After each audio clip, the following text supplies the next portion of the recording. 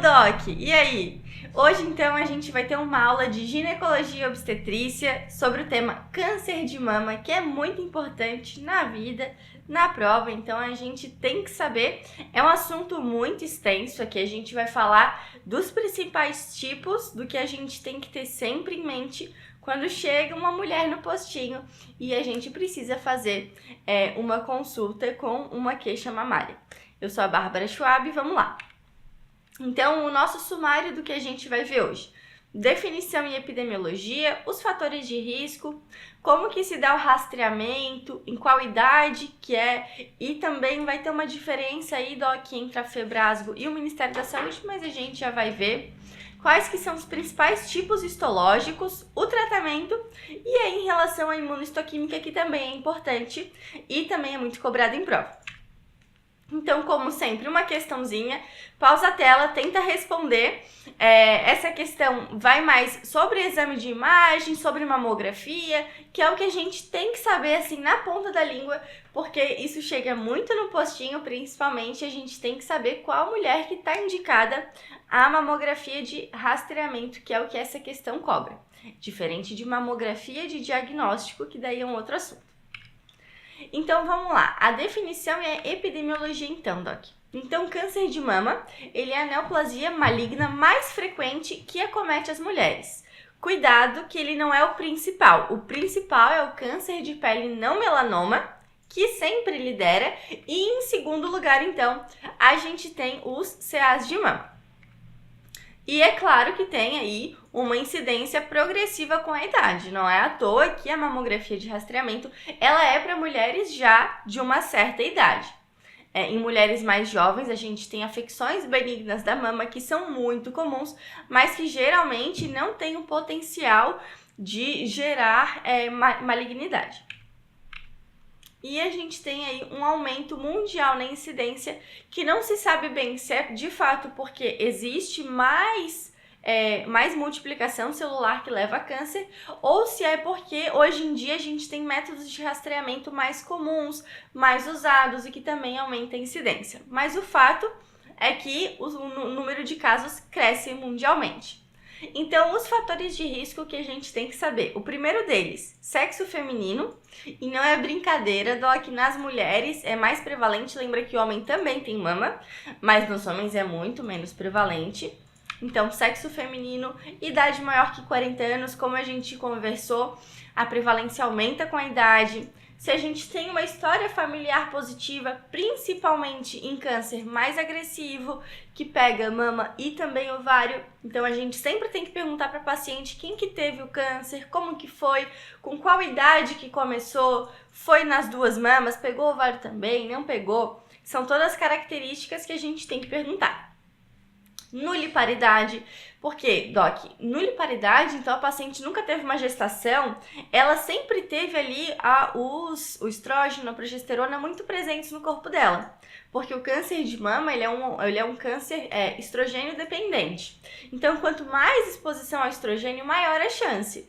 E a gente sabe que num estado gravídico, a gente tem muita progesterona que protege o útero. Ela tem um efeito protetor sobre o endométrio, ao contrário do estrógeno, que vai facilitar essas mitoses, que daí posteriormente podem ter o câncer de mama. Primiparidade idosa, segue na mesma linha, né, Doc? Essa exposição a estrogênio, a mulher que teve a primeira gestação já depois dos 35 anos, que não é idosa, mas a gente fala que foi uma primiparidade idosa, também teve um grande tempo de exposição a estrogênio. Da mesma forma que multíparas, mulheres que tiveram muitas gestações, têm um fator protetor para o câncer de mama. Um menarque longo, né? Então, uma vida reprodutiva longa. Meninas que tiveram a menarca muito cedo e vão ter a menopausa muito tarde, elas têm uma menarquime muito longa, que é essa vida reprodutiva, que é justamente essa exposição a estrogênios. E aí, fatores ambientais, né? Uma dieta rica em gordura, obesidade, entra, lógico, fatores genéticos, mulheres que fizeram terapia hormonal combinada na pós-menopausa. Então, todos esses são fatores de risco relacionados à exposição ao estrogênio.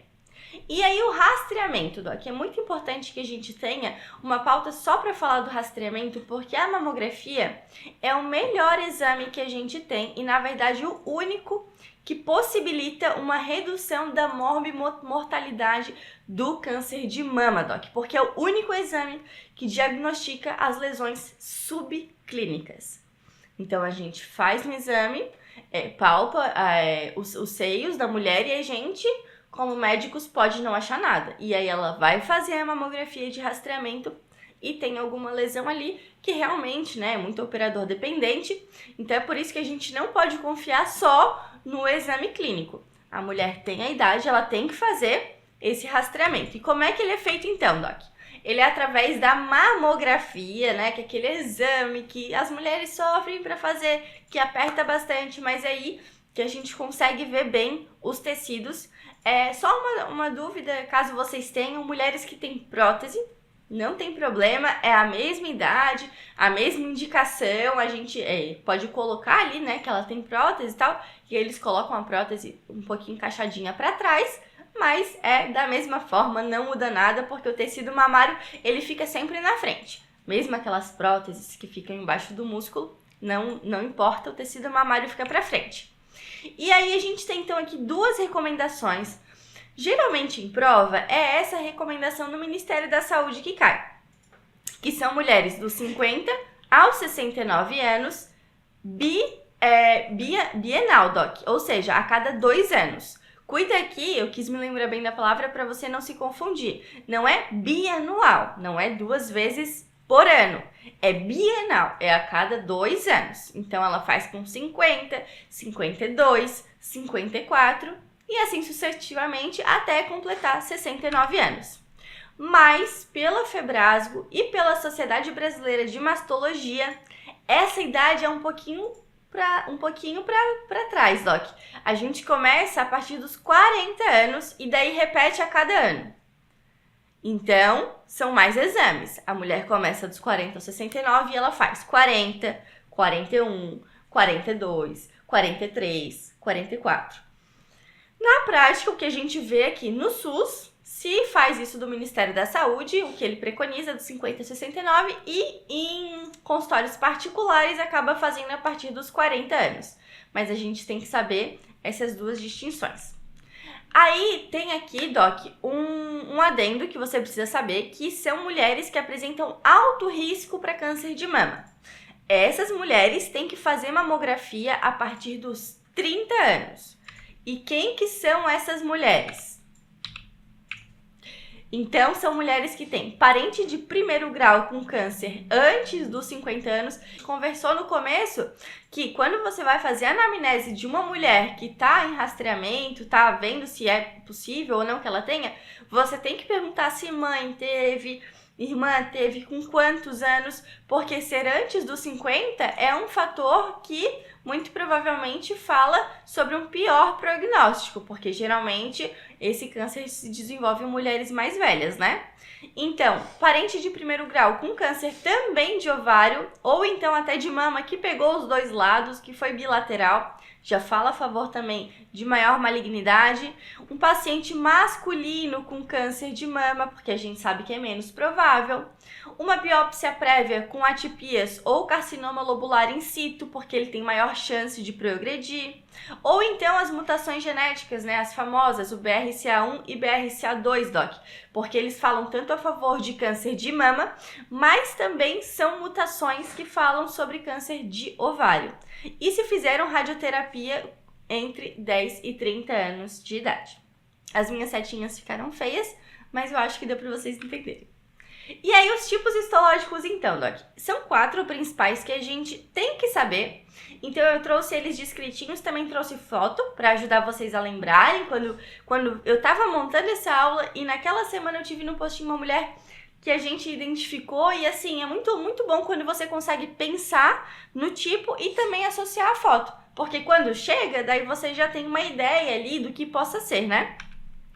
Então, o tipo escutológico, o mais comum, Doc, é esse carcinoma ductal infiltrante. É o mais comum mesmo.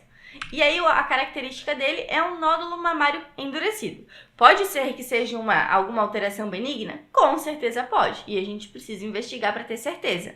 Mas diante de uma mulher já com mais idade, com fatores de risco, a gente tem que pensar nessa possibilidade.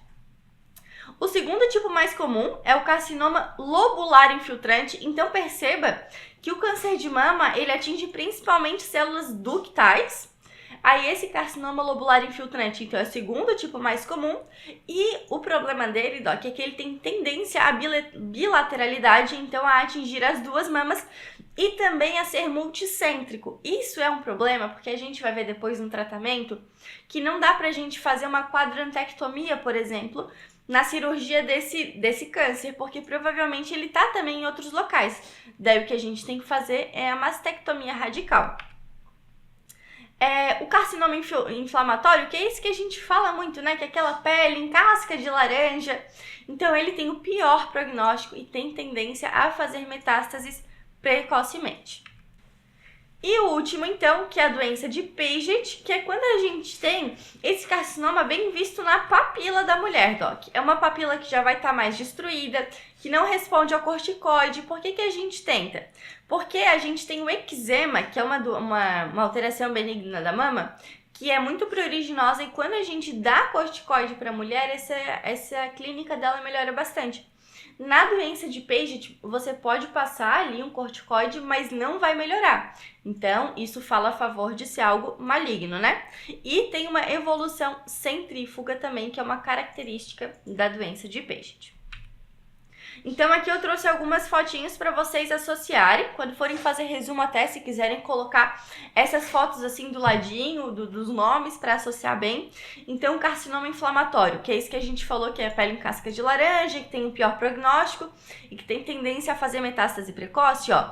Então, eu trouxe aqui o exemplo numa mama de uma mulher negra, que é sempre importante, né, tá? Que a gente ter essa comparação, porque olha só como a coloração já é diferenciada. Então, a gente consegue ver mesmo que parece que a pele tá mais retraída, ela tem essa característica que é diferente. Você olha e você pensa que tem alguma coisa. Então, aqui a pele em casca de laranja. E aqui também percebe como é diferente na mama dessa mulher aqui branca, como já tá mais hiperemiada a mama dela. Se a gente olhar de pertinho, se você quiser dar um zoom, dá pra ver que a pele tá bem acometida, mas é realmente bem diferente quando a gente tá vendo em colorações de pele diferentes, né? E aqui só mais um detalhe, que os mamilos não estão muito acometidos, né? Eles não estão muito diferentes. Já na doença de Paget, olha só como é diferente, Doc, a papila dessa mulher completamente destruída.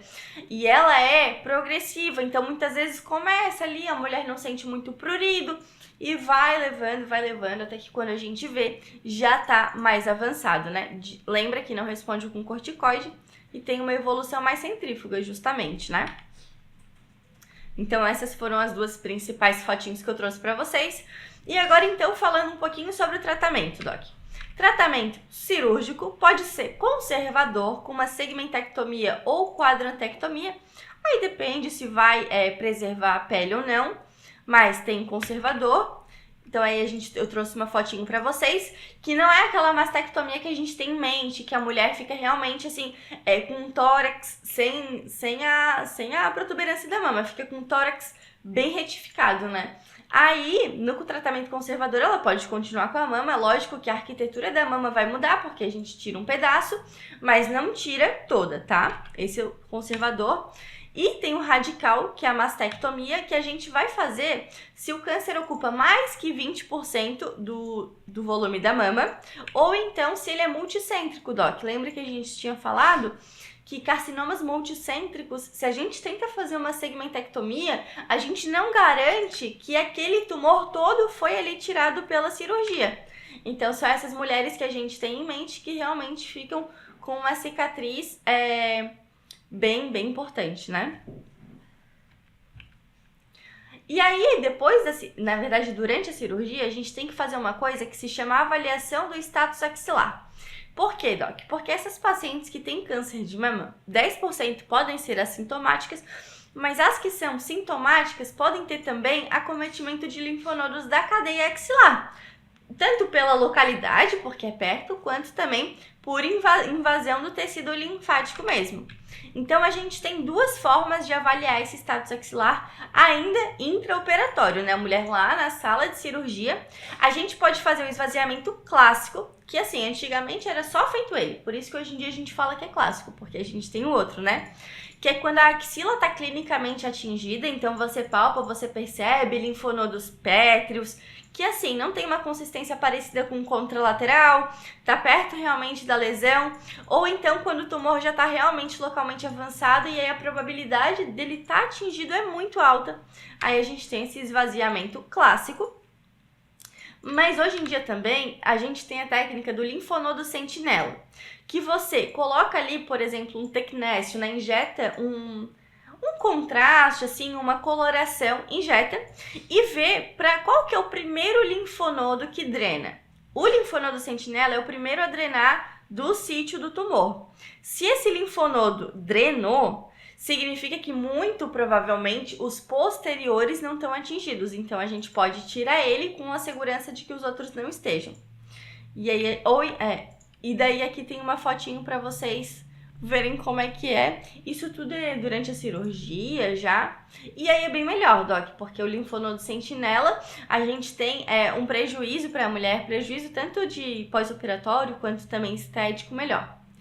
Um problema que a gente tem desse esvaziamento de linfonodo é quando a gente tem o nervo torácico longo que fica muito pertinho da cadeia axilar e que às vezes ele está invadido pelo tumor, ou então o cirurgião lesa na tentativa ali de limpar o máximo possível, e daí a gente fica com essa alteração aqui que se chama de escápula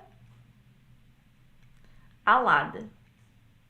O serrátil anterior, o músculo serrátil anterior, que é inervado pelo nervo torácico longo, ele fica acometido e aí fica com essa... Olha, se você compara as duas escápulas, são bem diferentes uma da outra. E aí é que a gente tem também, que é muito importante esse tópico, que não é só fazer a cirurgia, Doc. Bom se fosse, né? Mas, infelizmente, é uma abordagem bem ampla e tem um tratamento complementar que é feito como? Feito com quimioterapia e radioterapia.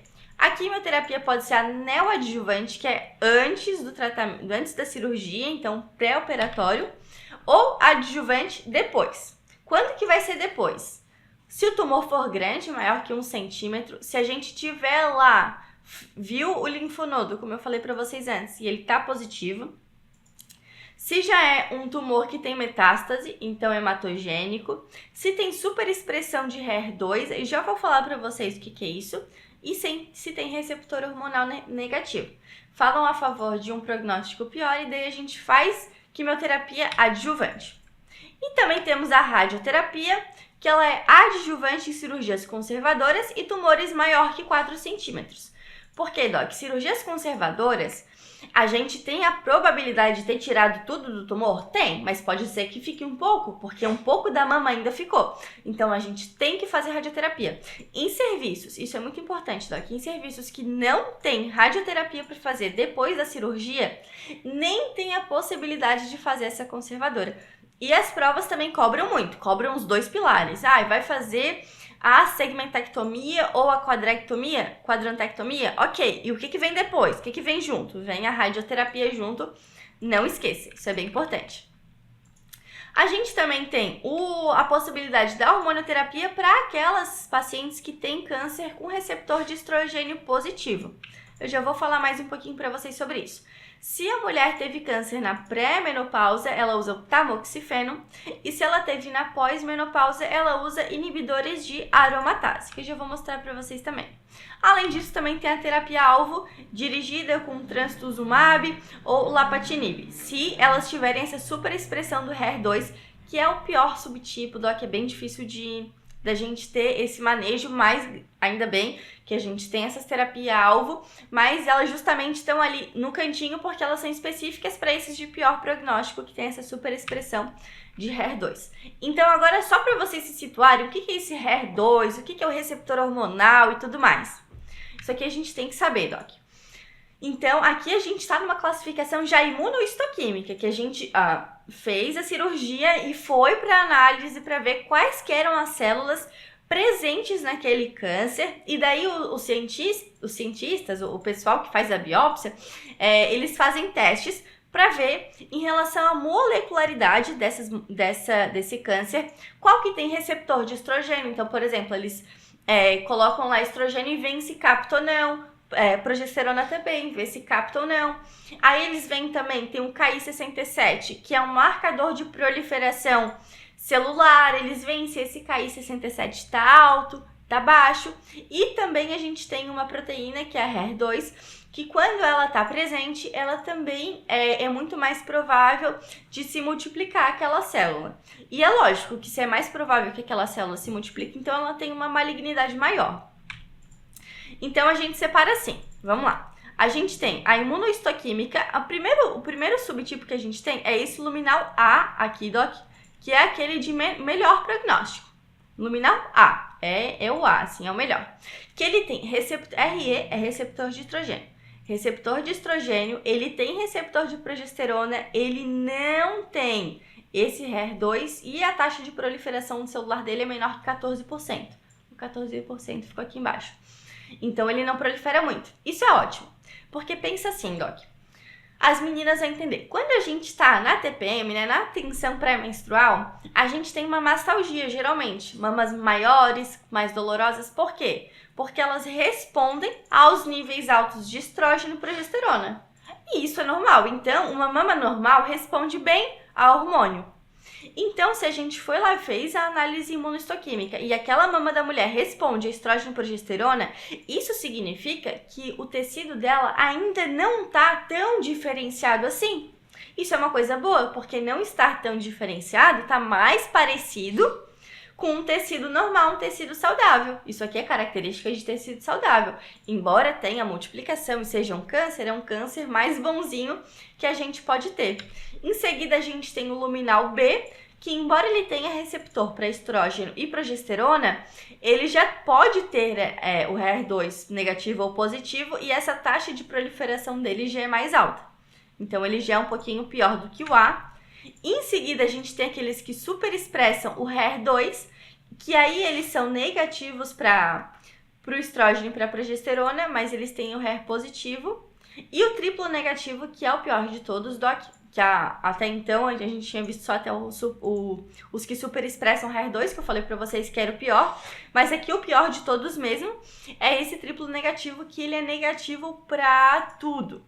Então ele é muito, muito mesmo diferenciado e está muito longe do que seria um tecido mamário saudável. Então esse daqui é realmente aquele que a gente ainda tem bastante estudo para ver como que é lidar com esse câncer. Então aqui a gente tem um estadiamento, Doc, que eu coloquei para vocês saber, mas é já um pouquinho mais complexo, são provas um pouquinho mais cabeludas que cobram, mas assim, tá aqui para você saber. Só lembra que a gente classifica em TNM, tem relação ao tamanho do tumor, então aqui é T1, T2, T3, T4, N em relação ao número de linfonodos acometidos e M em relação à metástase, se tem metástase à distância ou não. A partir desses 3 fatores analisados, a gente classifica em 1, 2, 3 e 4. E aí aqui também não faz parte dessa aula, mas eu coloquei porque é importante sempre que a gente saiba a classificação do BIRADS, Doc. Então, ó, a paciente fez a mamografia, veio lá BIRADS 0. O que significa? Exame incompleto, vai ter que fazer de novo com um exame adicional porque ele não conseguiu ser muito conclusivo. BIRADS 1, normal, nenhum risco de câncer, controle anual aqui, tá? Porque é da sociedade, mas no Ministério da Saúde seria a cada 2 anos, né? BIRADS 2, achados benignos, nenhum risco de malignidade, também controle normal. BIRADS 3, provavelmente benigno, ali a chance de ter algo maligno entre 0 e 2%, tem que repetir em 6 meses. BIRADS 4, já é alguma coisa suspeita, tem que fazer biópsia a partir de cá, né? A partir para baixo é sempre biópsia. Daí a gente tem o 4A, 4B, 4C. BIRADS 5, altamente suspeito, mais que 95% de chance de ser um câncer, também para biópsia. E BIRADS 6, assim, já é um carcinoma diagnosticado e realmente aí a gente tem que pensar já no manejo cirúrgico. Aqui então os nossos flashcards. Segundo o Ministério da Saúde, com qual idade deve começar a fazer o exame de rastreio para câncer de mama e qual é esse exame? Então lembra lá, Doc, a partir dos 50 anos, dos 50 aos 69, e a mamografia. Doença de Paget faz diagnóstico diferencial com eczema. Eu falei rapidinho para vocês no slide. Qual o tipo histológico mais comum de câncer de mama? O carcinoma ductal invasivo. Opa, o ductal é o mais. E aqui na prática, né? Por que usamos tamoxifeno para mulheres na pré-menopausa? Lembra que na terapia medicamentosa, Doc, mulheres pré-menopausa se usa tamoxifeno e nas mulheres pós-menopausa inibidor de aromatase. Então aqui eu achei muito interessante essa imagem para mostrar para vocês aqui. Então a gente tem os tecidos onde a gente vai ter essa conversão dos andrógenos para o estradiol, e aqui depois que ele converte, aqui estradiol, ele vem no tecido mamário, que ele representa, né, uma célula do câncer de mama, e estimula o crescimento. O tamoxifeno, ele faz o quê? Ele inibe essa ligação do estradiol na própria célula do câncer de mama, fazendo com que ela não prolifere, ou que prolifere menos, claro, né? Então o tamoxifeno faz isso. Mas no mulheres pré-menopausa, a gente tem uma produção de estradiol um pouco mais geral do que mulheres na pós-menopausa, que vão ter principalmente a aromatização periférica. Aqui são os inibidores de aromatase, né? Então, é por isso que elas usam mais inibidores de aromatase, porque a gente tem, mais especificamente para elas, vai ter mais resultado do que tentar bloquear o estradiol de outras vias, porque realmente depois da menopausa, o que a gente tem com certeza é muito mais aromatização periférica produzindo estradiol. Aqui uma resposta para a nossa pergunta, então, sobre mamografia de rastreio também, né? Então, o diagnóstico precoce do câncer de mama faz com que o tratamento seja feito na fase inicial da doença, melhorando sobremaneira o prognóstico. Segundo a Federação Brasileira de Ginecologia e Obstetrícia, então aqui a gente está falando já da Febrasgo, e a Sociedade Brasileira de Mastologia, esse rastreamento deve ser feito por meio de mamografia a partir dos 40 anos de idade em pacientes de baixo risco. Então aqui é bem importante, lembra que a gente está falando da Febrasgo 40 anos, se fosse o Ministério da Saúde, seria 50 anos. Um resuminho da aula então, Doc, só para você lembrar então os tipos histológicos mais comuns, né? Carcinoma ductal infiltrante ou invasivo. Tipo histológico mais comum, geralmente aparece como um nódulo endurecido. O carcinoma lobular infiltrante é o segundo tipo, tem tendência à bilateralidade e multicentricidade. Carcinoma inflamatório, que é uma variação também do ductal. Pior prognóstico, pele em casca de laranja, mama vai estar edemaciada, como a gente viu nas fotos. Doença de Paget 1 a 3% dos casos, unilateral, tem uma evolução lenta, descamação, lembra? O mamilo da mulher vai estar destruído e não vai ter prurido, que faz o diagnóstico diferencial que a gente tem com o eczema. Aqui as referências. E é isso, Doc. Até a próxima. Obrigada pela atenção.